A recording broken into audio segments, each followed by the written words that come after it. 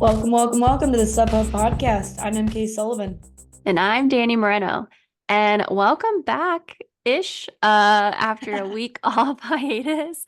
We took a little bit of vacation. Our cadence isn't going to be weekly as much as it was last year. If you haven't noticed already, just giving us, what do you call that?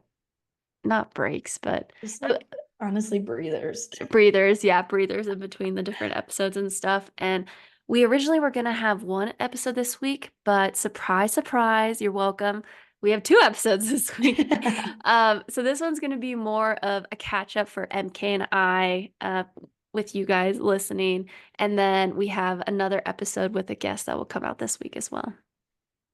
Yeah. So, first things first, how was vacation? Oh my gosh, vacation was so nice. It was interesting in that like I didn't feel completely dead going into vacation, which we'll get into in a second. But I definitely enjoyed.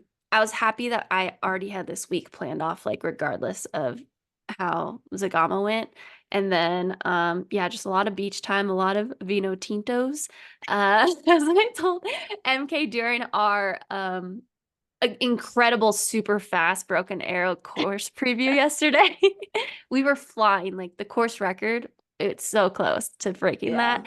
Yeah, we were flying. But yeah, all jokes aside, some vino tintos on the beach, lots of reading, and just eating like good food and yeah, enjoying my time with Mike. Like, I don't know how it is for you, but I love to travel and see the world with running and everything. But when I get time, just like Mike and I, that's really cool. Yeah, definitely. And I had plenty to relate to Dani because I went to a wedding last week where immediately walked into the door and they had like plates of old fashions. And I was like, yes, please. So again, we were moving super fast. We were feeling really good. Yeah.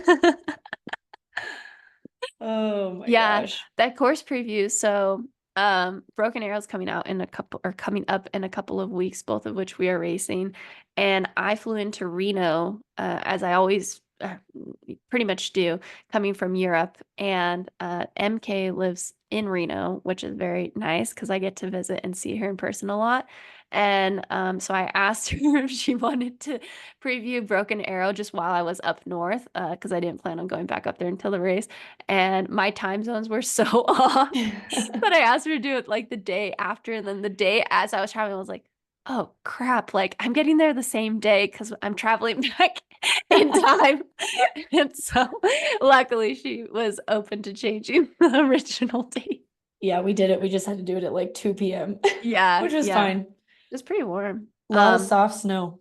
There's a lot of soft snow right now. So if you're racing Broken Arrow, I'm guessing that if they keep it, what's that last climb? You know it so well. Shirley Canyon.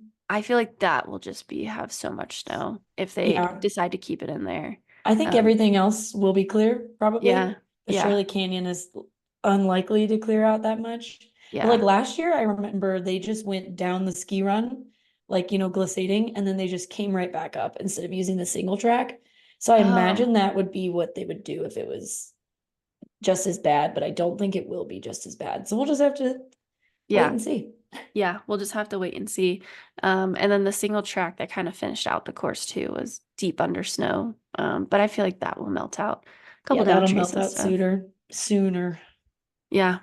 But looking forward to that. Yeah, that's Let's go coming up back fast. first, though.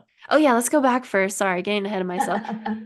Go ahead. Lead us through the So Dani past. ran Zegama. She went all the way over to Spain to run Zegama, as you guys all know, because we did a little preview of it. And now you're back, and people want to hear about your experience at Zegama. So tell us a little bit about it. Hey all, Dani here, professional trail runner and co-host of the Subhub podcast. Last year, after getting sick before a big race, I started looking into natural ways to boost my immune system. So I embarked on a little research journey, trying out a few different options. And you know what? I found myself reaching for one set of products again and again, and that was Beekeepers Naturals. And guess what? They are now a partner of the pod. Founded with a mission to reinvent the medicine cabinet, Beekeepers Naturals offers an array of immune boosting products free from harmful chemicals and artificial ingredients. So if you're looking for a natural option to boost your immune system, consider trying Beekeepers Naturals products.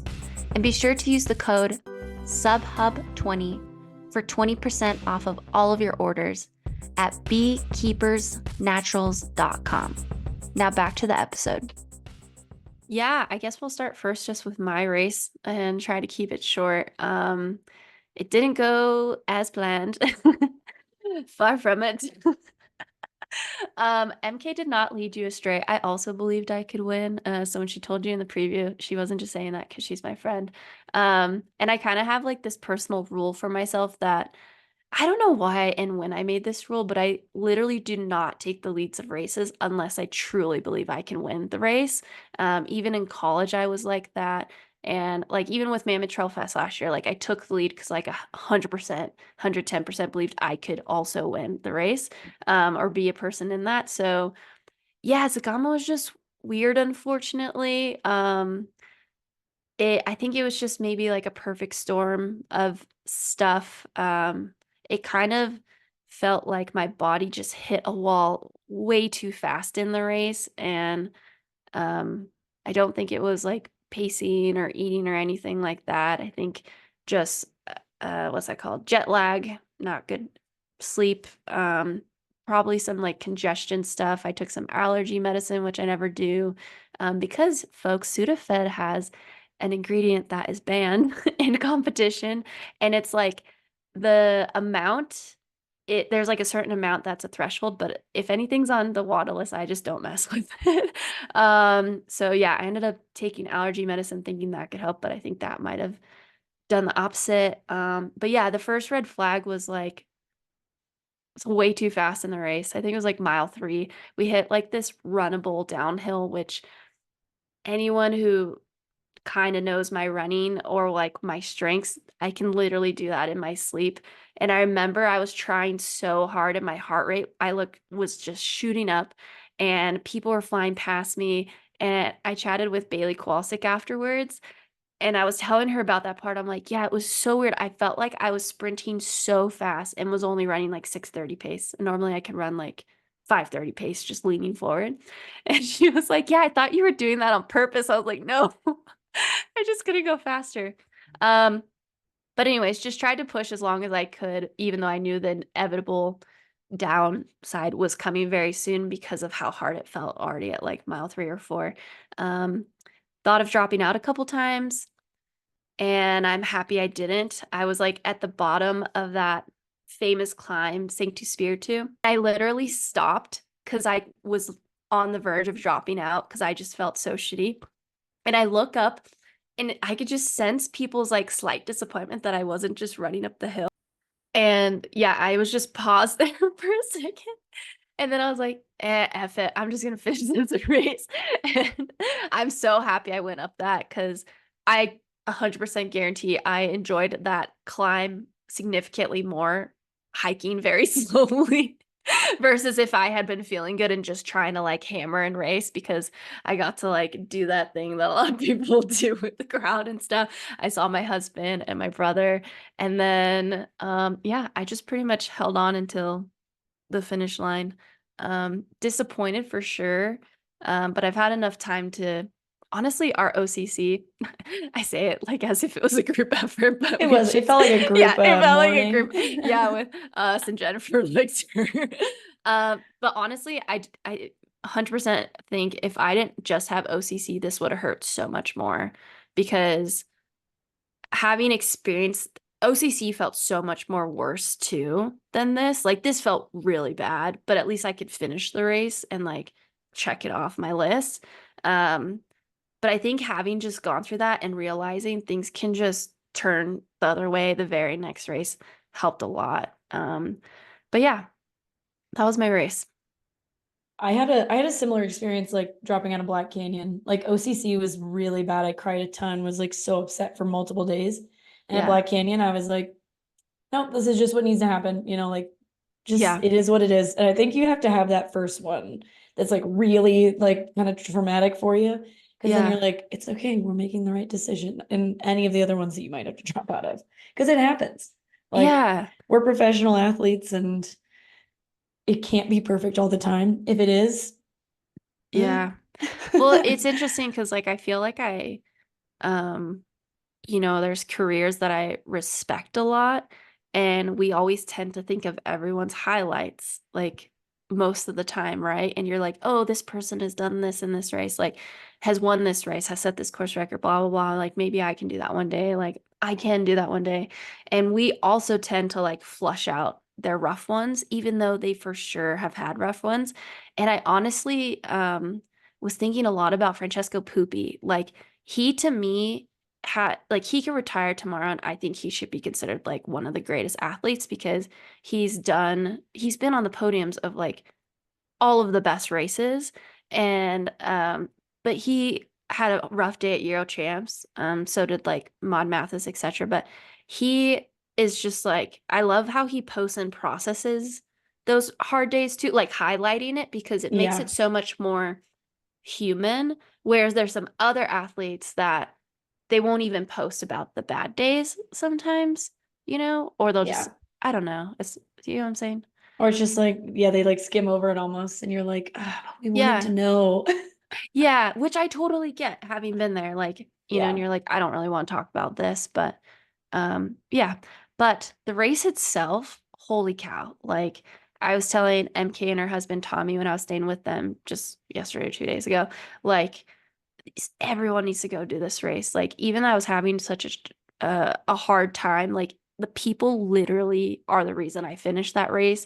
And this race in my head is completely like Boston for our sport and Boston is Zegama for road running. Like they are mirror images of each other just with like how much passion the people have. There's little kids out there. I mean, it was freaking raining on this like scrambly part, and there's like people just standing there and cheering all day.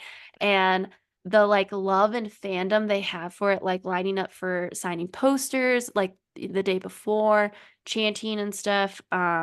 Yeah, this race is on another level. So I truly feel like I 100% understand now, like when they say Zagama is Zagama. It is one of a kind for sure. That's super cool. Yeah. Yeah, I mean, just to have the privilege to like have that experience alone, right, is like what you have to remind yourself of. It's like there's so Totally. many people out there that one don't know about this race and won't get to experience it, but there's plenty of people out there that do know about this race and might want to do it that may never get to because it is like such a small field. And you Yeah. got to go out there and like interact with those people and be a part of the cultural event that is Zegama. Oh, 100%. And like I didn't know this, but this race, I think they get like 10,000 applicants or something. Mhm. Maybe that's too high, but they get thousands and thousands of applicants and they only pick 500, but they Yeah. field like 100 elites. So Yeah. really it's only 400 people that get picked each year. That's Yeah. not a lot when No. there's thousands and thousands of people. Like people, at least talking to them in person there, they're like, it is an honor if you get to run Zagama. Like to them, it's like Boston-ish, but if you hit the qualifier for Boston, you get in, right? It's like states. It's like states. Oh Yeah. yeah, that's probably Yeah. closer. Yeah, totally. Yeah. I know when I sent them the email that I wasn't coming out, I was like, I'm so sorry, but I really want to be there. Yeah, you'll get to do it one But they day. were like, we'll see you next year. And I was like, I hope so. Yeah. Um, but as far as Golden Trail goes, in the bigger picture of things, I kind of like posted leading up to the race, like I think they're doing things right with like equal coverage. I think that's awesome. They're still supporting athletes to go out there, like athletes who may not have a sponsor or a sponsor that, or maybe their contract doesn't have travel or something, like they'll help pay. And anyone who placed in the top 10 in this race can get support for a future Golden Trail World Series race. But as far as the results went, we'll just highlight the top three. And sorry, we don't have the time in front of us, but just like each of their stories, like so Sylvia Nordic Star, she is Norwegian, Swedish, Yes, Norwegian. Norwegian. She won. Her highest placing in a Golden Trail World Series race before this one was a fourth place at last year's Lagama. And this was her third time racing it. So it was really, really cool to see her take the win. And even in the beginning when she passed me very early on, she just looked so strong. Like she was the only one that was running every hill that we were going on, like the first 10 miles. So yeah, it was just incredible to watch her thrive. I think these conditions really favored her too, coming from Scandinavia. So yeah, that was really cool to see her third time's the charm and get the win there. Malin Osa, Solomon runner, young, Big day. upcoming, big day for her, her first marathon, but also the day before with like all the cheering pre-race stuff, she got like the most cheers after Killian, which just blew my mind. Yeah, because she's a local She's a from the local. Basque Country. Yeah. Yeah. It was I like so loud. And I'm like, this girl just started trail running. She's like a world, seems like she is, but like she's a yeah. sensation to these people. It's Yeah. amazing. I know I teared up a little bit watching her hold the Basque flag, like running down the final stretch. I was like, oh my God, that's so cool. It's so cool. Yeah. Yeah. So I was really happy for her. And then Lide, oh, I'm so sorry. What's It's her like Oristaza or Yeah, um it's something with a U, but she's been sorry, word, crushing yeah. it on the Skyrunner scene, Spanish runner. I believe she's still leading. Actually, let me check. Oh Yeah, yeah, might still. she's leading the sky running still. Lide Oristaza or Ure Starazu. So sorry. Yeah. Big, I mean, big podium for her, like coming Yeah. over. And I don't know how many Golden Trail World Series she's done before, but incredible feel to get third in.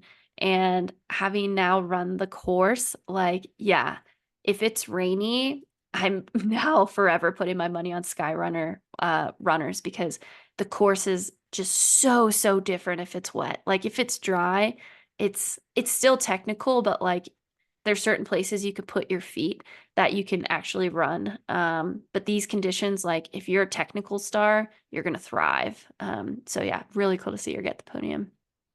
Yeah, and we talked at the beginning of our SubHub headlines, like our very first SubHub headlines. The athlete of the month that we picked was just Spanish women because they were absolutely dominating the skyrunning scene. But they crushed this race. And Yeah. after Zegama, Malinosa is in first for Golden Trail, then Sylvia, then in third, Marta Martinez Abejan, who is Spanish, Naira Irigoyen, Spanish, Rosalara Feliu, Spanish. Like they're just crushing it right now. Yeah. Which is so wild to me because at Euro Champs, none of these women were on the team. Yeah, we'll have to get into that too. Yeah, like that was super surprising to me, like that I mean Spanish men too, but the Spanish women, especially this year, are just crushing it in every series, it feels like, or they are. That's the reality.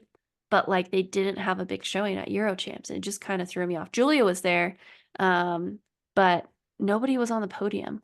Yeah, I bet it's a money thing. Yeah, I that's bet true. they're just making more money in these series. And so it's like Yeah, I could go to Eurochamps or I could like try to get like a contract at Zegama. yeah, totally. I get Yeah. that. And then Men's on the side. men's side, yeah, Yeah. I mean, not really that surprising. I think that both Francesco and I said Killian and then El Hussein. Yeah. Killian Jornet, 17th time he's run it, right? Also 17th time, however many times he's run it, he's won it. I think he lost once. But I Oh think wow. no, I don't think it's the 17th time. I don't know where that name came or that number came from, but I think he's run it 11 times Oh, and he's 11. won Yeah. 10 times, which That's is crazy. he's won 10 he's won longer than I've been in the sport of trail running. Like Yeah. Wild. And then El Hussein El Azui, and Bart. Art Man, Francesco crushed his last name, and as soon as he said it, I was like, I'm never gonna get that one again. Karajueski, something like that. Yeah, it's like He's Predreski or yeah, but big big day for him. Like I feel yeah. like he's been kind of like off for a couple of years. Like he was pretty big in the Golden Trail, I feel like my first year. And then he kind of like sunk down a bit in the rankings for a Yeah. while. Had a really bad day at OCC last year. This Yeah. feels like a comeback day, maybe. Yeah, I think he was dealing with an injury on and off last year. But even so, like, yeah, I think even he was not satisfied with how his results were going. And I think he posted after this race, like this was like a validation. I would need to see the wording exactly, but something to the sense that he was really happy with this, as he should be. Yeah, incredible race by Bart. So happy to see him back up there. Yeah, and this race put El Hussein up to the top of the rankings in Golden Trail, as well as Elaine Santa Maria Blanco. He moved up into second, pushed Patrick down into third. Bart is sixth after this race, even though this was his first one. So stuff's moving around like quite a bit this year. Like It's gonna keep obviously, going. I know Remy's coming into the series at Mont Blanc, but like I don't know that he's just like the favorite anymore. I don't think he is, like, especially because it goes Mont Blanc and then it's Poland, then Sierre-Zinal, I think. Yep. Poland's before. And Sierre-Zinal re-enter the chat, Patrick, Umbogo, and many more for sure. I saw Yeah. like Christian Allen's gonna be at Sierre-Zinal as well. I think Poland is kind of like the big asterisk for everyone Because if nobody knows. yeah, and like if you're doing OCC, then you probably don't want to do 3 races in the month. Yeah. Anyways, last thing I wanted to say was my witch twitch is currently working. I called earlier this season that on the women's side, there was going to be a different champion every single race. I am sticking to that based off who I know is going to be at Mont Blanc and Yeah. the upcoming races, because we had Maud, and then we had Nijiru, Joyce, and then we had Sylvia. And Mont Blanc Marathon, Maud is coming back, but enter the chat, Judith, and potentially enter the chat. I mean, it looks like she's running Sophia Lockley. Maybe there's an entrance back into the series at that point. Jen Lichter. We have our very own Jen Lichter. There's a couple other names that I'm forgetting in this moment, but yeah, I think I'm so if Maud doesn't win, I'm still on a roll. And then the other person that I'm really potentially excited about is Nikkei posted a photo of her or video of her running on trails. So if Nikkei enters the chat and then Grayson goes back, So man, spicy. sorry, my brain is just like, I'm still sticking to my guns. Just so you know. Yeah. Yep. No, there's if somebody can repeat this year on the women's side, like it'll be a miracle. Yeah. Especially considering that how the series finishes is pretty fast stuff. So it's like Sierre-Zinal, Marin Headlands, Mammoth, right? Mammoth Trailers, yeah. Yeah. And all Because three of Poland those are looks like wicked fast. Poland looks semi-technical. So if you have just Grayson, Sophia, and Nikkei lining up, like if one of them wins 2 races, that'd be wild. That would be dominance for sure. Anyways, we can speculate on those later. If the Run Together team from yeah. Kenya, if they're able to actually go to the US this year, because it was only Patrick and Philemon that were able to get visas. If the women get visas, like we're just Yeah. Oh my God, we forgot about Madalena too. She's gonna be joining the series. Madalena just got ran Euros. Euros. Yeah. And so Judith, she's back. I'm gonna win this bet. I didn't bet anybody, but I'm gonna win but this she's bet. on. Yeah. Let's go. Oh my gosh, that's so funny. Well, I guess speaking of Madalena, let's hop into Euro Champs. Yeah. This episode is brought to you by our friends at Never Second. Although they are a relatively new brand in the space, Never Second has been working with some of the biggest names in trail running over the last couple of years, like UTMB champs Katie Scheid and Jim Walmsley. Never Second makes fueling easy with their modular system that allows you to create the exact carbohydrate formula for your activity. Their products are meant to be mixed and matched so that you can have 30, 60, 90, or even 120 grams of carbs per hour. I used Never Second in my recent second place finish at the Canyons 100K, where I also snagged a golden ticket. Despite being pretty nervous and nauseous at the start of the race, I was able to get down all of my nutrition because of the easy consistency and light flavors of Never Second products. I drank 90 grams of carbs over 90-minute increments and supplemented with 1 C30 an hour. I alternated between the C90 mix and a 3-scoop C30 mix to get a little bit more sodium every bottle. I also alternated my gels with a C30 plus that included caffeine so that I wouldn't get too tired as the race went on. I never experienced flavor fatigue or an upset stomach for the entirety of the 100K. If you want to try Never Second, just head to neversecond.com. That's NEVER, the number 2.com, and use code SUBHUB25 for a 25% discount on all your orders. Yeah, she just kind of came back out of nowhere, Yeah. which I guess is cool. But yeah, last weekend, the European Off-Road Championships happened in Annecy, France. There was an uphill day, a trail day, and an up-down day. And the trail day was like 37 miles or something like Okay. that. What was What? that? Oh, Yeah, it was like really? 37 miles. So it was like a little Oh. bit longer than OCC, but obviously way shorter than like the long trail distance. So it was kind of a cool little intersection. But yeah, first day was the uphill championships. Joe Stewart from the UK ended up winning on the men's side. He's like a usual like podium guy in the WMRA kind of stuff. Like Yeah, I like don't know that I've Valsier ever Cup. yeah, I don't know that I've ever seen him really like sprinkled into anything else, but obviously very good at running uphill. Followed in second by Jacob Adkin, also from the UK, and Lucas Earl from Germany. I believe that the UK won that race as a team overall. On the women's side, Oh, sorry. I was just gonna ask, is Jacob Scott Adkins' husband or brother or something? Maybe they're siblings. I think that they're siblings, but I can't remember. Okay. Yeah. That's pretty cool that both of them are doing it and crushing. Yeah. And then on the women's uphill race, Nina Engelhard from Germany won. I don't know about you, but I had never heard her name prior to this, which makes it even cooler. Yeah. She pretty much like ran from the front the entire time. Scout Adkin, so related to Jacob, probably from the UK, was second. Oh, Yeah, it says they're siblings. Yeah, they're siblings. And then Madalena Floria in third in her first race back of the season. Yeah, no, definitely. It also looked like it was really muddy on this course. Like most of the time, nasty out there. most of the time you'll I don't know, hear runners say like it doesn't matter, it's uphill. Like it's all the same. No, Not this one. no. It's like running, This it's one- basically like running uphill in the snow. It's like, yeah, or like sticky sand or something like that. yeah. I will say, aside from this podium, I loved the snippets of Elise Poncet, which I think is one of her strongest recent performances. Yeah. Just like an edge in front of Judith, I believe. Sprinting. Yeah, and just her face, she's just like she only has one gear left. Judith only has one gear left. So I loved seeing like the snippets of those two going at it.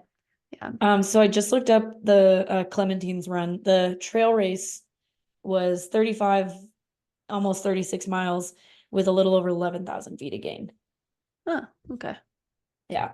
That's a So lot pretty of much gain. just OCC. Yeah, definitely. It's cool they did it in between. Yeah, I kind of like that. Yeah. So then on the men's side for that race, that was day 2. Thomas Carden from the UK won. Benjamin Robiol was second, and Loic Roland, who I believe is from Italy, was third. And then on the women's side, Clementine's back. She was kind of gone for a little bit, but she's back now, and she crushed this race. Blondine was second, Adeline Martin third, and France also had the 4th place position in this team. They went 1 through 4. Yeah. On the women's side. That's it's like a near perfect score. Or it is. I mean, Yeah. it is perfect score. How many people did they get to enter in each race? Probably 4 to, I would say probably 5 max, since it's Europeans. Yeah. Because at Worlds, you usually do 6. Yeah. I mean, I'm looking at the full results, and France only had 4 runners entered.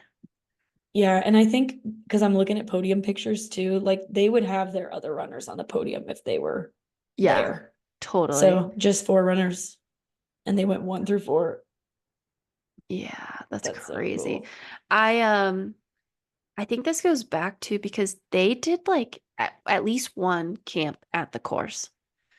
Yeah. So I mean, I think you and Francesco talked about this too. I just think Invest it's in the so cool. teams. Invest in the teams, and like if people know the course, and they create that camaraderie amongst their team, you're like more likely to push. I mean, MK and both of us come from NCAA cross country backgrounds where you are doing this similarly.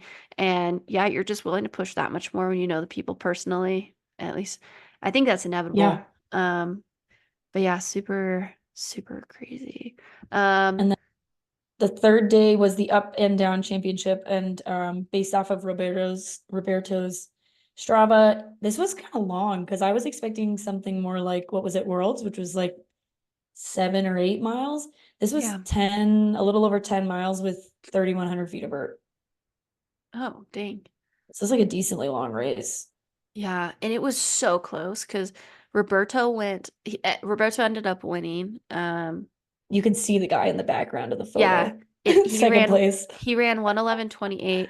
Second place was 3 seconds behind him, Lucas Yeah. Early from Germany, 1:11:31. And then the next guy was 1:11:49. So So the 18 seconds podium, back. yeah, the whole podium. And that was Theodore Klein from France. And then Cesar Maestri, he was just outside the podium in fourth and 1:12:14. So it like started to dip a little bit. And then Joe Stewart ended up coming back and getting fifth in 1:12:23. So yeah. And then on the women's side, for this race, Nina Engelhart ended up taking the win. Again, And so back-to-back wins, vertical and up down. wow, that's impressive. Yeah. I'm really curious if she has a sponsor or not. And if she didn't, she's probably going to get picked up after this, honestly. I hope so. Yeah. 1:22:44. This also was a really close race. Not as close, but I can't talk. The race was closer between second, third, and fourth. Because Judith Wider, from what I heard, or what I read, she was in fourth on the downhill. And then she closed all the way to come into second in 1:23:09. And then Madalena Floria on the podium again in third, 1:23:12. So 4 seconds separating them. But then check this. Scout Adkin comes back again in fourth, 1:23:15. So 3 seconds behind Madalena. Damn. Oh, They must have that been is, hammering those oh, downhills. yeah. Oh When you're my fighting for a gosh. podium like that, that's crazy. And then it ended up like dropping off a little off after that. But that's that's probably one of the closest podiums I've seen in a little bit, to be honest. Yeah. I am not finding an Instagram for Nina Engelhard. But in this picture, she is wearing Merrell shoes. And honestly, I don't know anybody that wears Merrell that's not sponsored by Merrell. So maybe she's sponsored by Merrell. Or maybe she just really likes their shoes. Yeah. Yeah. Yeah. Maybe. Maybe she's a Skyrunner. Maybe she's a Skyrunner. Yeah. I don't know Nina. I apologize, Nina, if you're listening, but great job. You're a crusher. Yeah. No, definitely. I wonder, interesting. She has some track results, it looks like. But nothing like they're good, but not as telling as these wins at the championship. Yep. So She's interesting. 27, so she's still pretty young. Yeah. Damn. All right. Sick. So that was Euro champs. Technically, the US has a similar thing, but it's not as big, which is technically the NACAC championships. Yeah. Yeah. But there's only 3 teams, right? It's like Canada, Mexico, and the US. No, like they'll send teams from what's it called? Central America. Oh, So that's like good. when I mean, I don't know why technically I am the champion from 2021 or something like that, where we raced in Mexico and there was like Guatemala. Oh, hell yeah. There was like 4 or 5 other teams from like Central America, but not full teams. It was like Yeah. 1 or 2 runners sort of thing. Yeah. Yeah. And unfortunately, they probably paid to get there on their own. Yeah. Yeah. I would guess so. Or maybe they got some like different support. Isn't it that you can qualify for the NACAC championships in an upcoming US Sky Race thing? Yes, it is. Oh my gosh, where's our little I know. sheet? Isn't it Broken Arrow? I think it might be Broken Arrow Yeah. because Cirque Series and oh no, it's Cirque Series. It's the Cirque Series snowbird race. Oh, okay. Yep. Yeah, yeah. Oh, no. The top 2 men and women will earn automatic spots. So yeah, Broken Arrow 46K. So that's for their long team. And then I Exactly. think the classic team is chosen at Cirque Series. Exactly. Exactly. Perfect.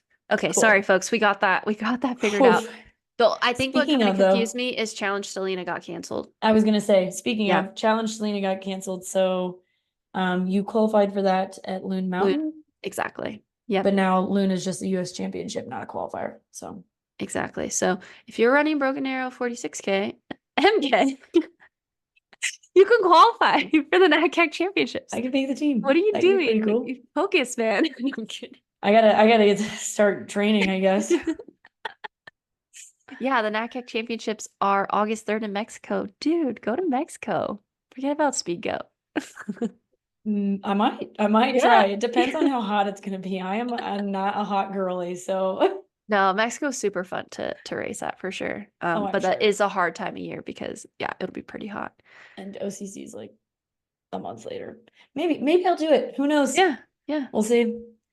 I mean, I have to qualify, you guys, so there's that too. Yeah. Yeah, that's true. We're assuming too much of you. Gotta qualify first. Okay. Oh man. So To close us out. Let's talk spring energy, man. Yeah. We were talking about this offline and like how to approach this, but it is like such a big conversation right now in the space that we felt that maybe providing some not perspective. This is pure opinion, just so you all know. Like, we are not nutrition scientists. Neither of us are nutritionists, dietitians, etc. So this is purely from the perspective of, sorry, we're elite athletes that have experienced everything that's being talked about. Yeah, So. exactly. So if you don't know already, this is a SparkNotes version, but was it a few months ago that this started? It feels like it was like 3 or 4 months ago that the people started doing it on Reddit. Yeah.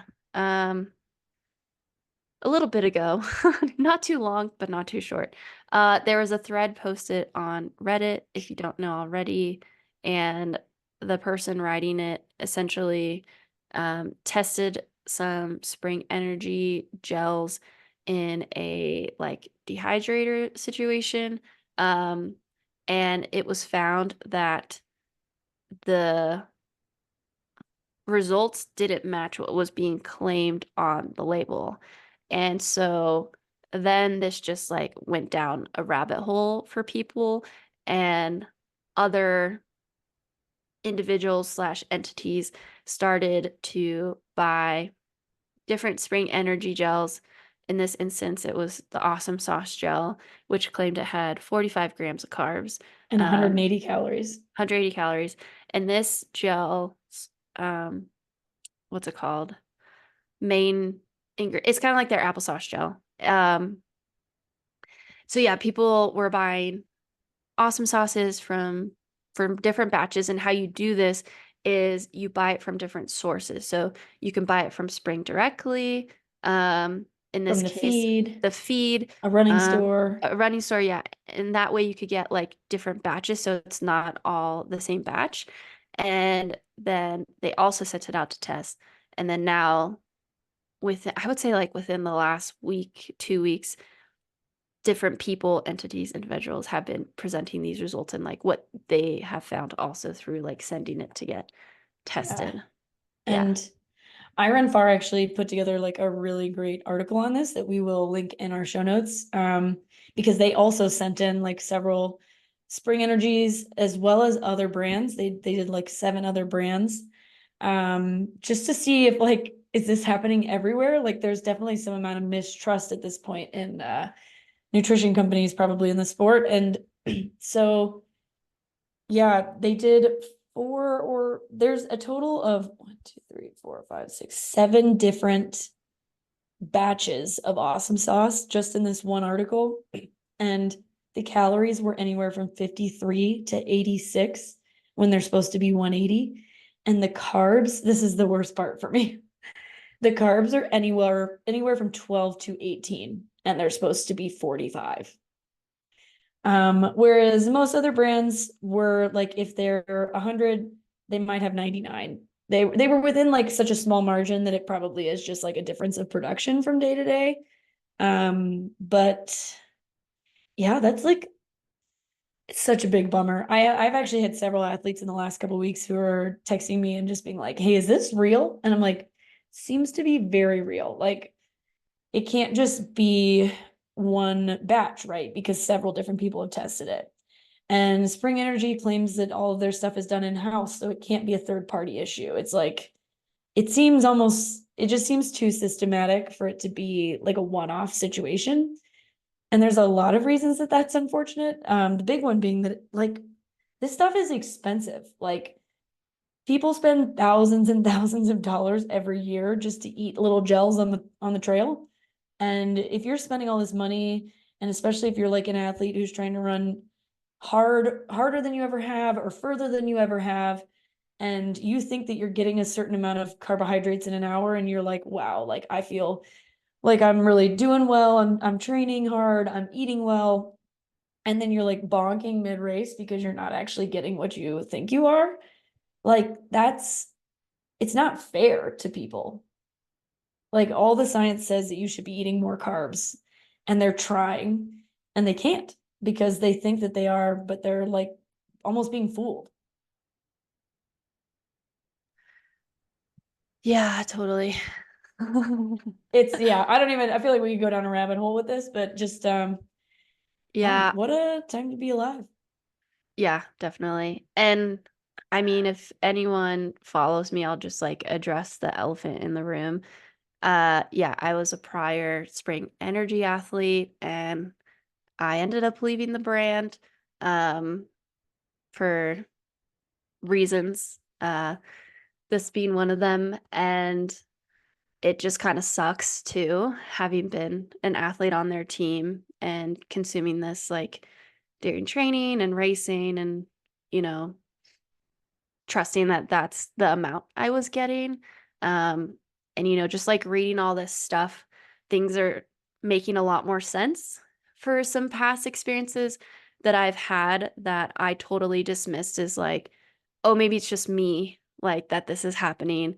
Why am I eating so much? I think that's the biggest thing, or the biggest question that came up for me, is I just felt like I was eating so much, and I attributed it to maybe like I'm just a really good eater. Or maybe it's Eating like just, 4 or to it's 5 just, gels an hour. yeah, I was eating a lot. And or maybe it's just like that it's super clean, like real food energy. So maybe that's why I have to eat so much. So that part kind of sucks. You know, looking back at stuff that I've written down for myself. And I think I even had like a blog post after a race last year. And I swore I was like, oh, I'm getting like more than 100 carbs an I'm hour. crushing this game. I'm crushing. But it also just sucks because like um being a person that has promoted the products, I can't help but like, I think it's just the person that I am, but like feel guilty even though I didn't know it was happening. So that part has been really hard for me to swallow, to be honest. And I feel like I'm in a better place now for sure. Um, and I think also just being like a prior athlete, it's just really, really hard for me to assume any individuals or the company would try to do this on purpose, because I just truly believe people are trying to be good. And I'm still kind of like holding on to that hope that it wasn't done like maliciously or like out of greed. Because yeah, all of my interactions with Spring have been great. And like, you know what? If this still is like what works for you, eat it. Like, it doesn't mean that you can't eat it. Obviously you're going to have to spend more money, unfortunately, and it's already one of the higher price point gels on the market, or food sauce things. Um, but yeah, if this is the only thing that works for you, just like try and adjust going forward. sadly, like the damage is done for some people, maybe over like years potentially. But yeah. Yeah. So, I mean, just a reminder, like Danny was just saying, like if you do decide to switch your nutrition, just remember that it is probably going to take your body some amount of time to adapt to that new nutrition. Like, don't just assume that you can be like done with spring and like your stomach's not going to bother you if you try a different product, because Yeah. you have to train your gut differently now, and that will Yeah. take some time. Yeah, totally. Whether like you're switching and then you also might be taking it more now too, which takes some time to adjust. So yeah, is there anything else we should say on this? I don't think so, unless I I just mean, want to make it very clear I'm not I yeah, don't want to laugh about it, but yeah, yeah, I'm not whispering anymore. Yeah. yeah. Yeah, and I mean, I don't know, there's so much like out on the internet right now, but we will include that article because I thought it was really good. You know, Yeah, they sent in their own gels and stuff and got them tested. And I thought it was good that they tested other products as well, just to totally. show like that it doesn't happen like that all the time. But Yeah. And it was crowdsourced too, which I think was really cool. yeah, Like, so it's like the people wanted this for sure. yeah. So hopefully you guys enjoyed our little catch up. It feels like it's been like 3 Can weeks. can we end on like a happier note? Yeah, I was gonna say like, what's next? We are gonna have a special guest on later this week as well. Actually, these might come out on the same day. Who knows? We haven't decided yet. But don't forget, we have another episode. It'll be a lot of fun. Next week we will be covering probably like a whole episode of Skyrunner because we missed the most recent one while we were on vacation. There's another one coming up next weekend. There are like 4 or 5 races this month in Skyrunner series. So next month or next week, we will just have like a pretty jam-packed Skyrunner episode. And then we'll be focusing a bit on Broken Arrow because both Danny and I will be there. And I We're mean, it's like, trailgating, we're racing, we're doing all yeah, the things. And then we're both pacing at Western States the following week. We are going to have mega stickers. So yes. please get a sticker from us. I had Yeah. somebody ask me today, like on Instagram, like, are you gonna have stickers at Broken Arrow? And I was like, hell yeah. Oh, I love that. It makes me so Yeah. excited. I was passing them out like left and right at Zegama, and I'm like, no one knows this podcast probably here. Like, and it was mostly little kids too, because they actually were like, oh, sticker. I was like, yeah, Stickers? put it on your water bottle. Start Tell your young. parents about it. Yeah, tell your parents. Put it on your stuff. Oh, But yeah. So, Cool. and yeah, just, you know, we're gonna try to keep up with as much as we can this summer, but Danny and I also both race. So if we miss stuff, sorry, we'll try to cover it in the headlines. So make sure you subscribe to the headlines because a lot of the results that we don't talk about on here will end up in there. And yeah, check us out on Instagram and YouTube. Yep. Like, comment, subscribe. This has been the Sub Hub Podcast brought to you by Free Trail.